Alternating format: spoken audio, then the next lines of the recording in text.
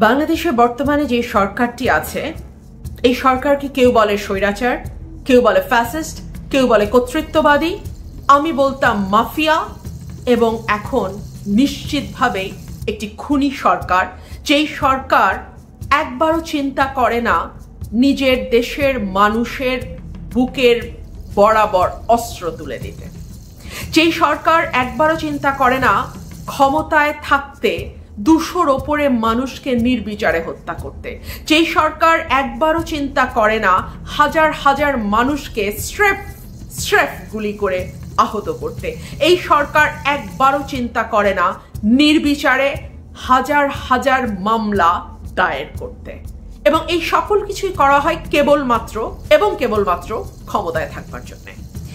আমি ভেবেছিলাম আমার এই চ্যানেলটি আমি আর কন্টিনিউ হয়তো করব না, আমি টেলিভিশনে রেগুলার কথা বলি, সুতরাং আমার কথা যারা শুনতে চান তারা টেলিভিশনেই শুনতে পারেন। কিন্তু গত কয়েকদিনের কোটা মুভমেন্টের সময় লক্ষ্য করলাম আমাকে কোনো টেলিভিশন ডাকছে না। আজকেই আমাকে একটি বেসরকারি টেলিভিশন প্রথম আমন্ত্রণ জানালো এবং সেখানে গিয়ে আমি কথা বললাম, এবং তারপরে আমি ঠিক করলাম টেলিভিশনের এই সীমিত সময়ের মধ্যে বেঁধে দেওয়া প্রশ্নের মধ্যে এবং আমার সহ আলোচক কি বলছেন সেগুলোর উত্তর দিতে দিতেই আসলে সময় পার হয়ে যায়। এর বাইরেও আরো অনেক কথা থাকে, সেই কথাগুলো বলবার জন্যই আমি আবারও আমার রুমিন্স ভয়েসে কথা শুরু করছি। গত কয়েকদিনে বাংলাদেশে যা হয়েছে সেটি বাংলাদেশের জন্মের পর তো বটেই, পাকিস্তান আমলে কিংবা ব্রিটিশ পিরিয়ডেও কখনো হয় নাই। নির্বিচারে নিজের দেশের মানুষের ন্যায্য দাবি দমন করতে সরকার বিভৎসভাবে বল প্রয়োগ করেছে।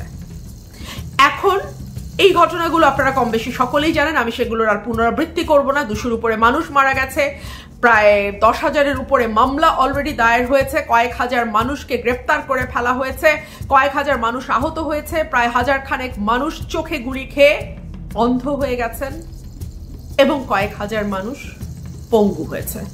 এই কথাগুলো সকলেই আমরা জানি।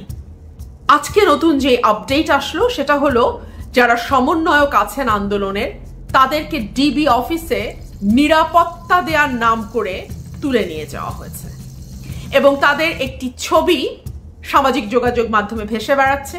একটি ভিডিও দেখলাম কিছু কিছু প্রাইভেট টেলিভিশন চ্যানেল প্রচার করছে, সেখানে দেখা যাচ্ছে ডিবির হারুন সাহেবের সঙ্গে বসে তারা খাওয়া দাওয়া করছেন। বলা হচ্ছে তাদেরকে নিরাপত্তার জন্য তুলে নিয়ে যাওয়া হয়েছে। আমার প্রথম প্রশ্ন, নিরাপত্তার জন্য যদি কাউকে নিরাপত্তা দিতেই হয়, তার সবচেয়ে নিরাপদ যে জায়গা সেটা তার বাড়ি, তার পরিবার, সেখানে থেকে তাকে নিরাপত্তা দিতে হবে। 1, 2 হচ্ছে যদি সে মনে করে তার পুলিশ এসকর্ট দরকার, পুলিশ পাহারা দরকার, তাহলে সেখানে তার বাড়ি, তার যাতায়াতের জায়গায় পুলিশ এসকর্ট দেওয়া যেতে পারে। কিন্তু যদি তাকে ডিবি কার্যালয়ে নিয়ে গিয়ে নিরাপত্তার নামে আটক করে রাখা হয়, সেটা তো স্রেফ আটক, এবং তাকে আপনি অবৈধভাবে বাংলাদেশের সংবিধান এবং আইনে যা বলা আছে তার বহির্ভূতভাবে আপনি তাকে আটক করেছেন। তাকে 24 ঘন্টার মধ্যে আপনাকে কোর্টে প্রডিউস করতে হবে। যাই হোক, এই হীরক রাজার দেশে আসলে আইন কানুন সংবিধান নিয়ে কথা বলবার কিছু নাই। এখানে সরকার যা চায়, ক্ষমতাসীনরা যা চায় সেটাই আইন, সেটাই সংবিধান, সুতরাং আমি সেই দিকেও যাচ্ছি না। এই যে সমন্বয়কদের ডিবি কার্যালয়ে তুলে নিয়ে যাওয়া হলো, সেখানে আমি দেখলাম তাদেরকে লাইন ধরে বসানো হয়েছে এবং একজন সমন্বয়ক একটি কাগজ দেখে দেখে পড়ছেন, যেখানে তিনি বলছেন অনেক প্রাণহানি হয়েছে, সার্বিক দিক বিবেচনায় তারা কর্মসূচি প্রত্যাহার করে নিচ্ছেন, আগামীতে তারা এখন এই মুহূর্তে আর কোনো কর্মসূচি দিচ্ছেন না। যেই ছেলেগুলো এত বড় আন্দোলন গড়ে তুলতে পারলো, যেই ছেলেগুলো আমরা দেখলাম মিডিয়ার সামনে অবলীলায় চমৎকারভাবে তাদের কথাগুলো গুছিয়ে বলছে, সেই ছেলেগুলোকে লাইন বাই লাইন স্ক্রিপ্টেড একটা লেখা পড়ানো হলো এবং সরকার মনে করছে যে মানুষ সেটা বিশ্বাস করবে। এই আন্দোলনের শুরু থেকেই সরকার অনেকগুলো ভুল করেছে।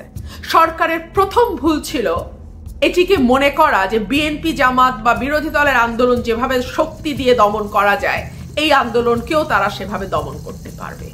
2 হলো এই আন্দোলনটি শুরু থেকেই, হ্যাঁ কোটাকে সামনে নিয়ে আন্দোলন শুরু হয়েছে, কিন্তু এরপরে যখন এটি গণমানুষের আন্দোলনের রূপ নিয়েছে তখন কিন্তু এটি আর কোনো বিশেষ দল মত বা কোনো বিশেষ এজেন্ডা লক্ষ্য করে আন্দোলন হয়নি। প্রতিটি মানুষ, সাধারণ মানুষ তাদের দীর্ঘদিনের পুঞ্জীভূত ক্ষোভের কারণে এই আন্দোলনে যুক্ত হয়েছে। তারা দীর্ঘদিন নাগরিক হিসেবে একটা সেকেন্ড ক্লাস সিটিজেনের মতন বাংলাদেশে বাস করেছে। তারা ভোট দিতে পারে নাই, তাদেরকে দমবন্ধকর ভয়ের পরিবেশে থাকতে হয়েছে, তারা স্বাধীনভাবে কথা বলতে পারেনি, মত প্রকাশ করতে পারেনি, ফেসবুকে লিখতে পারেনি। আমরা দেখেছি বিভিন্ন সময়ে যারা সরকারি দল করেন তারা এই সাধারণ মানুষকে নানাভাবে নির্যাতন নিপীড়ন করেছেন। বিভৎসভাবে দ্রব্যমূল্যের ঊর্ধ্বগতি, সীমিত আয়, একই সঙ্গে আবার দেখা যাচ্ছে কিছু মানুষ আঙুল ফুলে কলা গাছ হয়ে গেছে। প্রধানমন্ত্রী নিজেই স্বীকার করছেন তার বাড়ির পিয়ন 400 কোটি টাকা বানিয়ে ফেলছে। এই সকল কিছুর একটা চাপা তীব্র বিদ্বেষ, ঘৃণা, ক্ষোভ মানুষের মধ্যে ছিল। সরকার সেটিকে বিরোধী দলের আন্দোলন যেভাবে দমন করে সেভাবে দমন করতে গিয়ে দ্বিতীয় ভুল করেছে। তৃতীয় যে ভুল করেছে সেটা হচ্ছে, প্রধানমন্ত্রী তো তাচ্ছিল্য করে কথা বলে বলে অভ্যস্ত। তিনি বিএনপি চেয়ারপারসনকে বলেন এতিমের টাকা মেরে খেয়েছে, তিনি ডক্টর মোহাম্মদ ইউনূসকে বলেন রক্তচোষা, সুদখোর। ঠিক সেভাবেই তিনি বলেছেন রাজা মুক্তিযোদ্ধার নাতিপুতিরা চাকরি পাবে না, তো কি রাজাকারের নাতিপুতিরা চাকরি পাবে? এই যে রাজাকার বলে গালি দেয়া, সাধারণ ছাত্রছাত্রী এটাকে নিতে পারে নাই। 4 নম্বর যে ভুল সরকার করেছে, ওবায়দুল কাদের বলেছে এই আন্দোলন দমনের জন্য ছাত্রলীগই যথেষ্ট, এবং আন্দোলন যখন শান্তিপূর্ণ ছিল, কর্মসূচি যখন শান্তিপূর্ণ ছিল, তখন বেধড়ক লাঠিচার্জ করা, মেয়েদের উপরে লাঠিচার্জ করা, ছাত্রলীগকে লেলায় দেওয়া, এই সকল কিছু আন্দোলনকে আজকে এই জায়গাতে নিয়ে এসছে। এখন সরকার উপায়ন্ত না দেখে যারা সমন্বয়ক আছে তাদেরকে ডিবি কার্যালয়ে ধরে নিয়ে গিয়ে চাপ দিয়ে একটা স্টেটমেন্ট দেওয়ার চেষ্টা করছে। আরেকটা ভুল যেটা সরকার করছে, বারবার বলছে জামাত বিএনপি এই আন্দোলনের ঘাড়ে ভর করে নাশকতা করছে, তারা সরকার পতনের আন্দোলনের দিকে যাচ্ছে। দেখুন, বিএনপি জামাতকে এত শক্তিশালী করা, এটা অবশ্য বিএনপি জামাতের জন্য একটা ভালো খবরই বটে। সরকার এখনো বিশ্বাস করে এবং মনে প্রাণে এটুকু স্বীকার করে নেয় যে বিএনপি জামাত আসলে এমন অবস্থার দেশে তৈরি করতে পারে যে সরকারকে সেনাবাহিনী নামিয়ে কারফিউ দিয়ে সেই পরিস্থিতি সামাল দেওয়ার চেষ্টা করতে হয়। পরিস্থিতি সামাল দেওয়া যায় আমি বলছি না, কারণ পরিস্থিতি এখনো সামাল দিতে পারেনি সরকার, চেষ্টা করছে। যাই হোক, যখন এই বিবৃতিটি গণমাধ্যমে আসলো, সমন্বয়কদের লিখিত স্ক্রিপ্টেড একটি নাটক আসলো গণমাধ্যমে, ঠিক তার 1 ঘন্টার মধ্যেই আমরা দেখলাম যেই সমন্বয়করা বাইরে আছে তারা স্পষ্ট ভাষায়, পরিষ্কার ভাষায় জানিয়ে দিয়েছে আন্দোলন থামছে না।